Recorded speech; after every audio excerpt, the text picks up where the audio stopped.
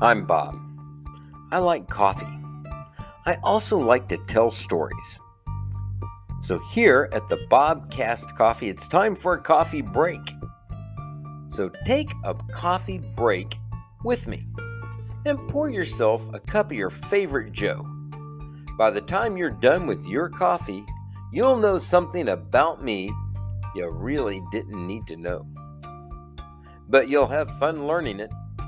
Just remember, my stories are true. For the most part.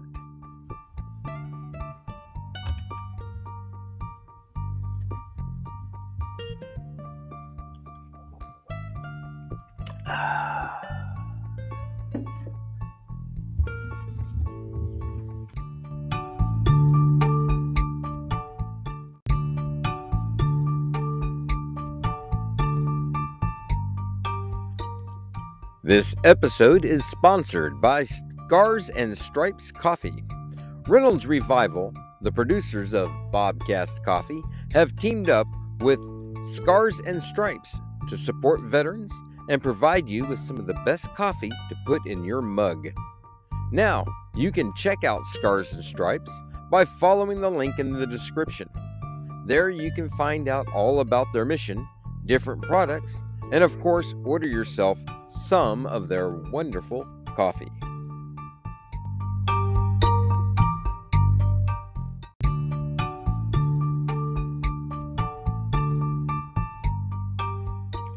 Today I am enjoying my coffee.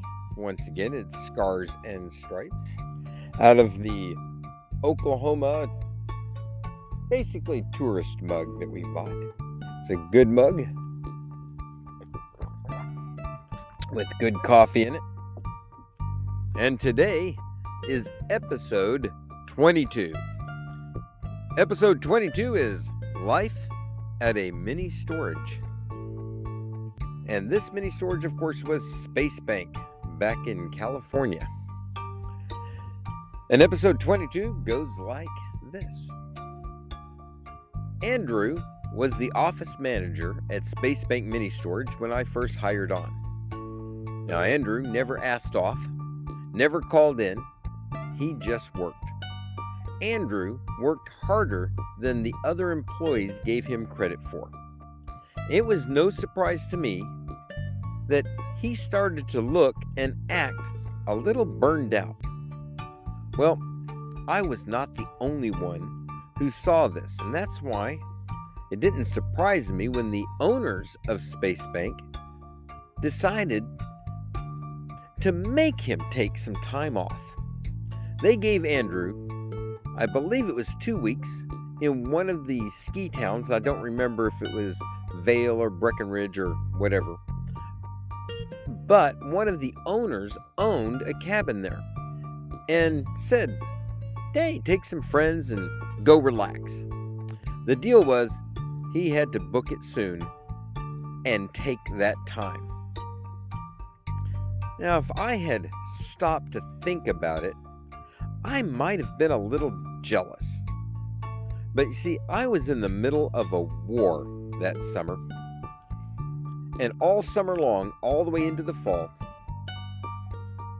I was killing things.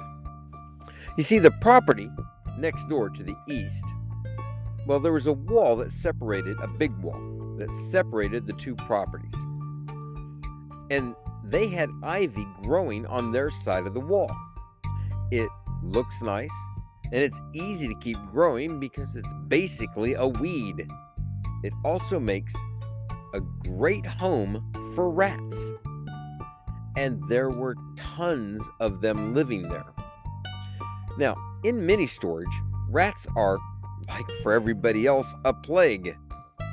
All it takes is one customer to think that the ban on storing food does not apply to them, and then a rat-sized, all-you-can-eat buffet sign will come on. See, now, rats don't care about your stuff. And they're just out to get that jar of peanut butter you have in your storage. They will destroy everything in their path to find that food. During this summer, we had been getting a lot of complaints on the east side of the property. So I spent a lot of time over there in those buildings with bait boxes and traps. And anywhere I could put them outside the building, I made my own design of bait boxes. On the inside, I found that the rats were using the roof supports in these old Navy buildings as sort of like little highways to get from one side of the building to the other. So I built special bait stations that I could secure up there. Bait is poison. And poison really does work well on rats. But the downside to the bait stations is, well, it's poison. And the rats have to die somewhere. And that is what Bob is doing. He's chasing down dead, rotting, smelly rat carcasses and cleaning up the mess. Now, this turns out to be one of my favorite things to do. Unfortunately, over the summer, I got really good at this. Now, at this time, we also have a tenant. He is one of the meanest, nastiest tenants, and he is over on our 24-hour access side. Now, Space Bank, the facility was 8.5 acres, and the middle third of it was 24-hour light industrial. So we had all kinds of shops out there, including a handyman shop rented by our friend, the meanest tenant. Also, it must be noted that the mean and nasty tenant came down with cancer. Now, not a good thing. Well, it really wasn't. But it also made our mean and nasty tenant unbearable. And then instead of seeing him once a month when he paid his rent and gave us all sorts of grief, it was now several times a week. And Andrew was the one that was taking the brunt of his wrath. Now, I'm sure to Andrew that the thought of time off at a ski resort was starting to sound better and better. What we did not know at this time was that our crazy mean tenant had become so bad that his family kicked him out of the house. And they didn't want anything to do with him anymore. So did he go out and rent an apartment? No. Did he go out and get a hotel? No. Did he move into his shop on the 24-hour access side of the property? Yes. Now, I have to say, well, one, it's illegal to live in a shop like that in California. But he was actually very clever on how he was living there and why we had such a hard time finding out that he was living there to begin with. Along with my big game hunting of rats, I also did the nightly patrols of the property, which constituted me checking the fence line and making sure that all the locks were secure on the doors. Now, to check the locks, I would simply lightly pull and twist on the lock. This made sure that the lock was still locked, and it would also make sure that it had not been cut and put back to where it just looked like it was still there. Every night, I walked by our very mean, nasty tenant's space, pulled and twisted on that lock, and then just kept right on walking because it was locked. Now, what I didn't know is that he had cut the bolts off that kept the hasp plate attached to the wall. And then he put a very strong magnet behind it. Now, whenever he shut the door, the hasp would stick to the wall, and it looked just like it was bolted there.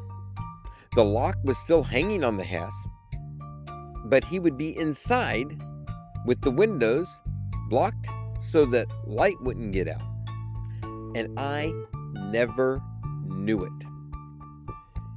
Yet, still, during the day, Bob was out trying to track down the source of smells of dead rats. Well, finally, the day came that Andrew was leaving for his well-deserved rest. Now, we hadn't had a visit from cranky old mean tenant in a couple of weeks, and I had eradicated the rats and the smells from almost all the buildings except for one. And the morning started off well enough. Andrew had left long before opening, and he was out on the road. The office personnel were doing their jobs for the most part, and Bob was up inside the ceiling of the last building that still had the smell of a dead rat.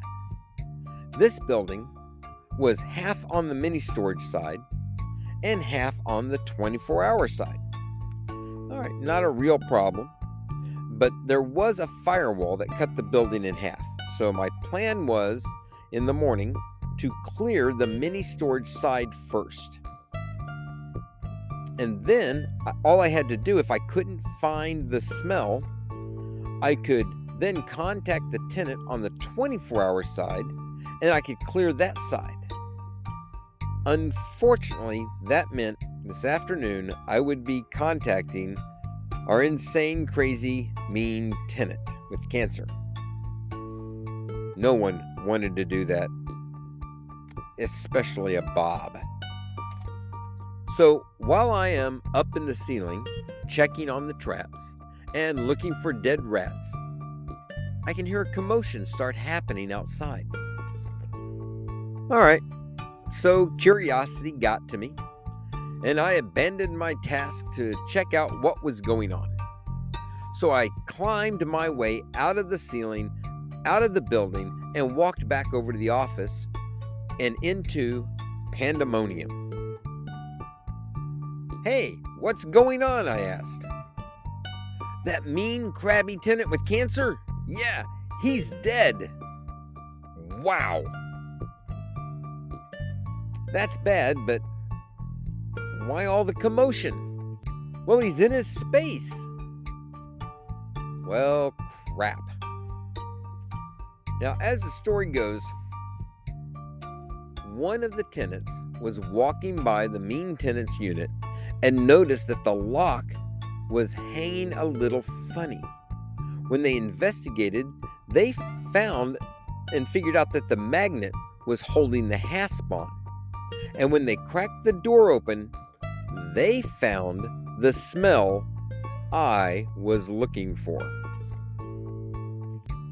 This is the day that I got to meet the original coroner from the O.J. Simpson double murder case.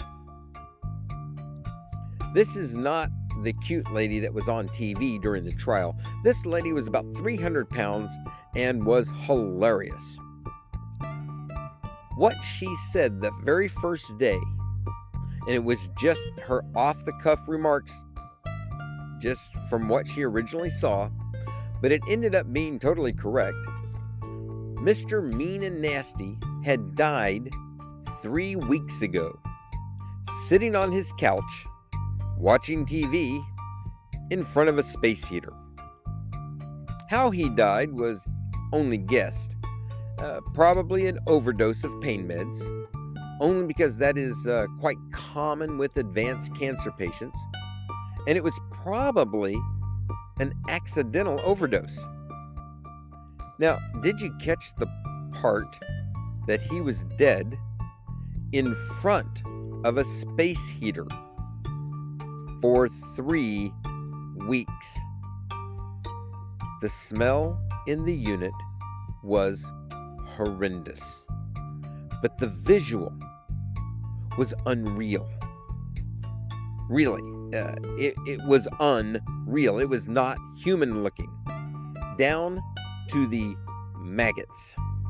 Now, I don't mean to be disgusting, but for the next part of this story, you really need to know just how dead can be. He had slipped off the couch, and his head had hit the floor and busted open. And that was the source of the maggots. Great visual.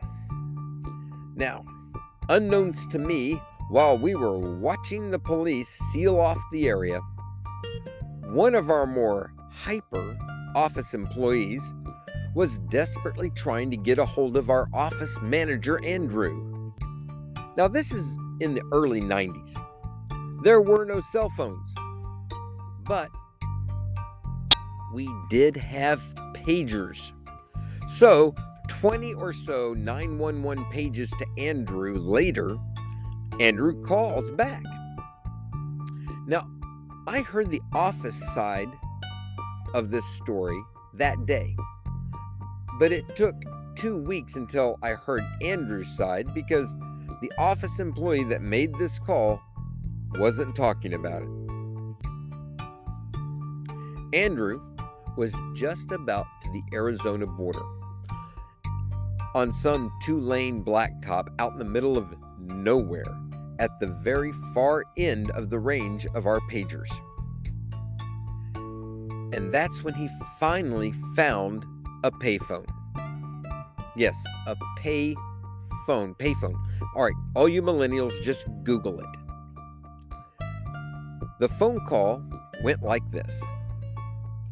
Andrew, what's the emergency? Office employee, mean and nasty tenant is dead. Andrew, does he have a heartbeat? Office employee, no, he's dead. Andrew, have you tried CPR? The office employee, no, he's dead. Andrew, have you tried mouth to mouth? Office employee, no, he's dead. He's been dead for 3 weeks. Andrew, then this is not an emergency. And Andrew hung up. Now, for the next 2 weeks, I learned a lot about decomposing bodies and a lot about concrete. A decomposing body, well, they're quite liquidy. And cement, well, concrete, it's quite porous. This is a bad combination for Bob, the handyman. Every day in the morning, I would go scrape the goo off the floor. And then I would spread some of this special material, an absorbent material. Think of it like a high-grade kitty litter.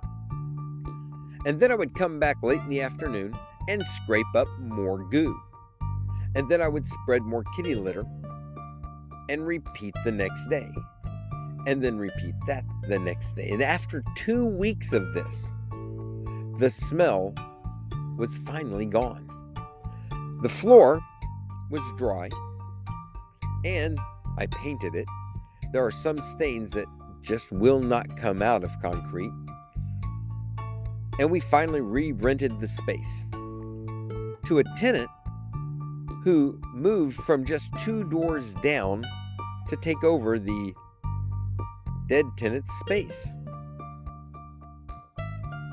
It was just weird, but it was California. Now, overall, with this story, I am sad that a human had to die in such a lonely manner. But the lesson I learned from this was no matter what's going on in your life, how you treat people is very important.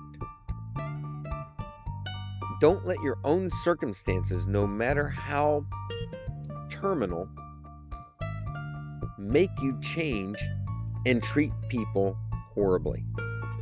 I took this to heart, and I've tried my best not to be that kind of person. Until next time, enjoy your coffee.